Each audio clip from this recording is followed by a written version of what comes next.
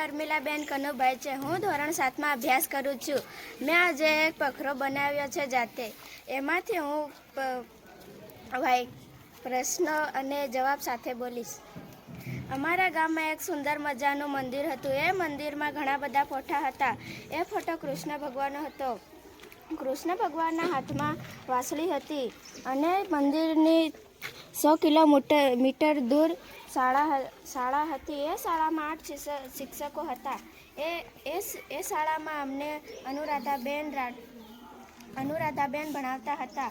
અમને અમારા બેન નવું શીખવાડતા હતા અને અમારી શાળામાં લીમડાનું ઝાડ, જાસૂદનું ઝાડ વગેરે ઝાડ હતા.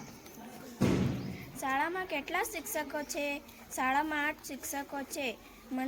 મંદિરથી કેટલા મીટર દૂર શાળા આવેલી છે? મંદિરથી 100 મીટર દૂર શાળા આવેલી છે.